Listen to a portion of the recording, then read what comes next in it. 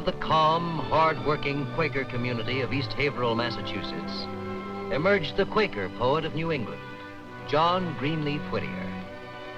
Born in 1807 on a farm which his family had occupied for 5 generations, he was the second child of John and Abigail Whittier. Young Greenleaf, as his family called him, soon learned to perform the labors of the farm. But he had very little opportunity for schooling. When Greenleaf was 14, however, the master of the district school, Joshua Coffin, spent numerous evenings by the Whittier fireside. Lay the proud usurpers low. Tyrants fall in every foe. Liberties in every blow. Let us do or die. Let us do or die. Most melodious, Mr. Coffin, most melodious. Whose lines are these again? The poetry of Robert Burns, ma'am. This Burns has an easy tongue for bloodshed, for war. Too easy for our Quaker ears. We Whittiers know little of books, Mr. Coffin. But in one way, this Burns agrees with the Society of Friends. He speaks a strong word against slavery. Too strong. Ah, that we only had such a voice to speak against slavery now. Tell me, Greenleaf, do you like this poetry? If it please thee, Mr. Coffin, Greenleaf is a lover of books and such. Is he now? Hush now, Mary. Thou wilt embarrass the boy. But the girl is right. He's a great reader. Abigail, Greenleaf is to be a farmer. I see. Nevertheless, I wish to make a loan of this book to Greenleaf, if I may.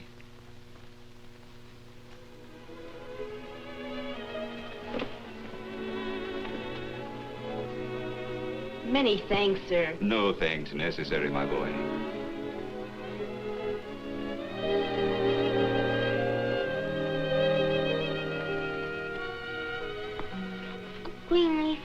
Greenleaf, what's a poem? Don't know yet, Lizzie. That's what I'm going to find out. So I can write some, or try to. Read me a poem, Greenleaf. Very well, Lizzie. Listen. My heart's in the highlands. My heart is not here. My heart's in the highlands, a-chasing the deer. With this introduction to the poetry of Robert Burns, young Greenleaf discovered a sign of talent within himself. Father, look here. What is it, son? One of my poems published right here in the Newburyport Free Press. William Lloyd Garrison's paper? The Exile's Departure by W. And listen to this note at the finish. If W at Haverhill will continue to favor us with pieces as beautiful as the one inserted in our poetical department of today, we shall esteem it a favor. But if he wants more poetry from W, he shall have it.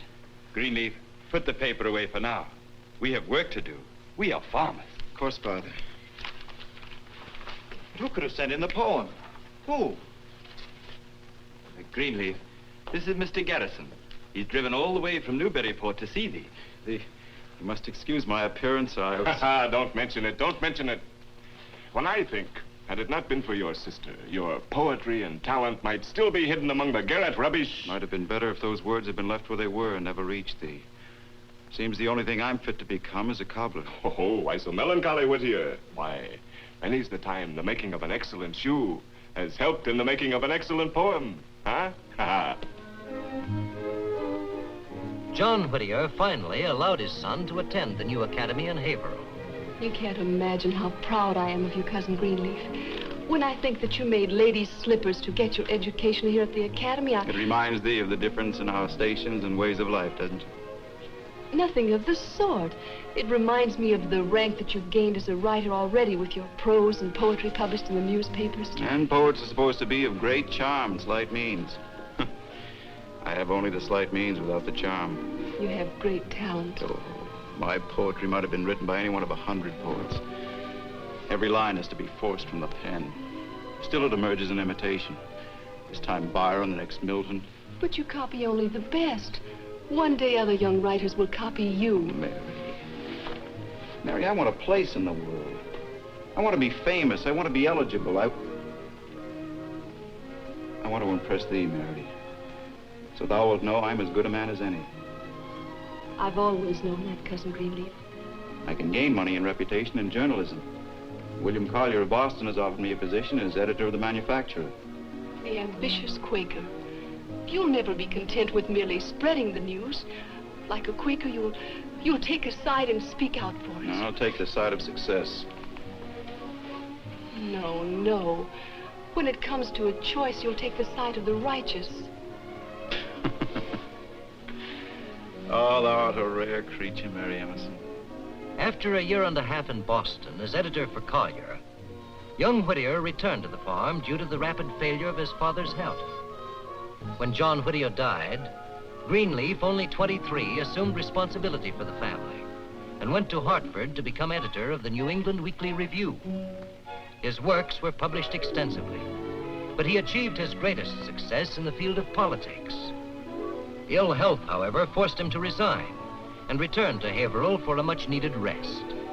However, William Lloyd Garrison was championing a cause and publishing a paper which sorely needed the talents of the successful young poet. The cause, abolitionism. The paper, the Liberator. Dr. Garrison, thou canst be sure I am for thy cause, wholeheartedly. But is it so necessary for me to take an active part at this time? In a few short years, your words and fame as an editor and a molder of men's minds has spread all over New England.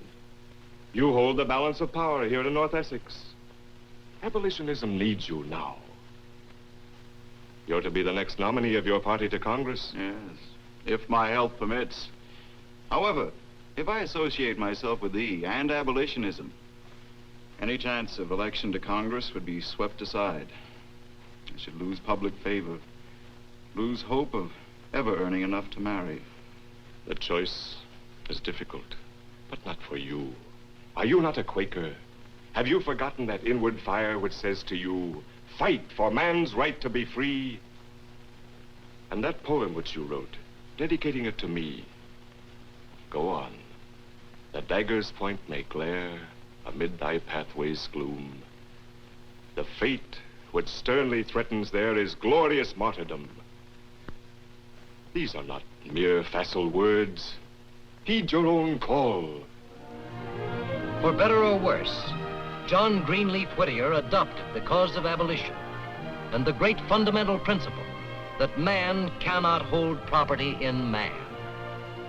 First in the pamphlet Justice and Expediency, then in a steady stream of fiery verse propaganda, he sacrificed all technique and smoothness to a harsh, compelling cry of rage at injustice. He continued politically active and helped to found the new Republican Party.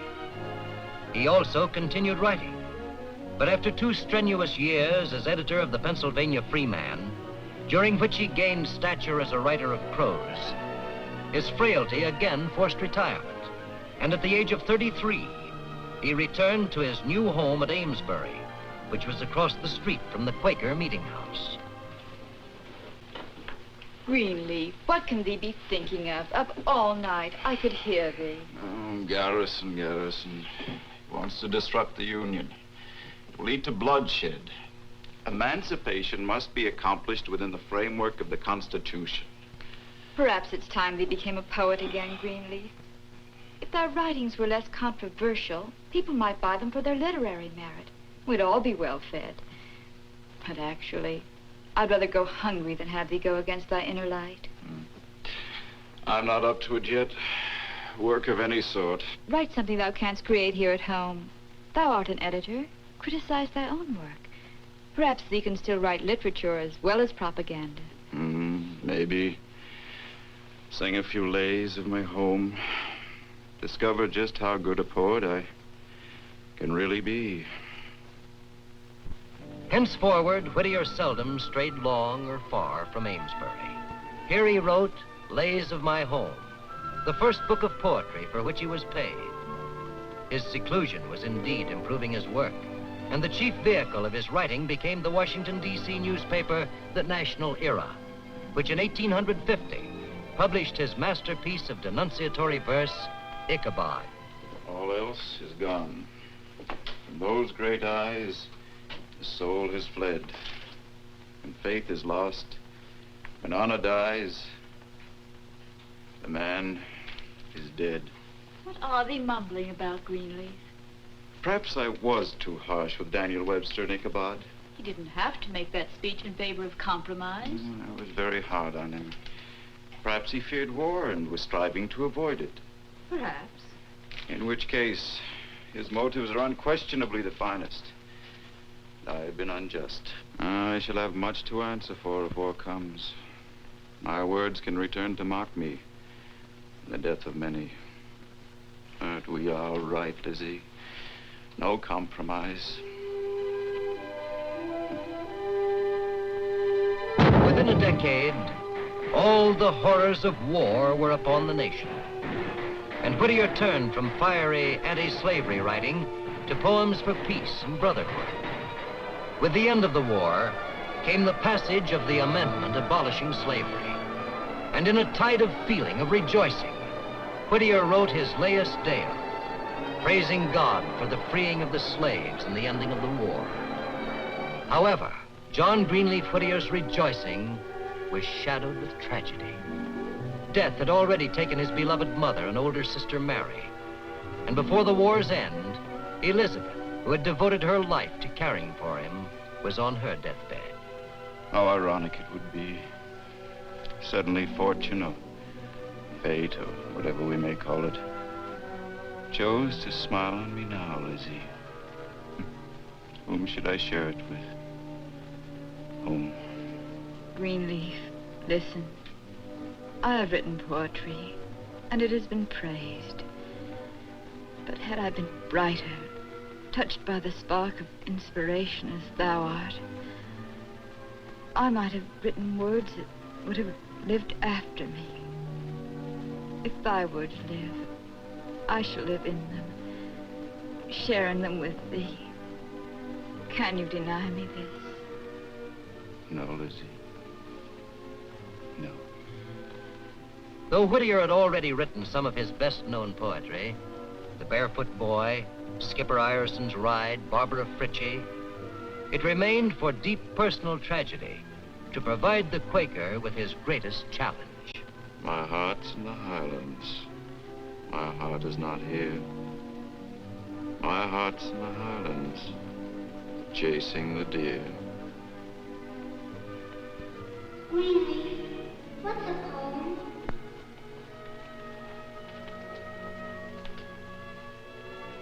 What's a poem?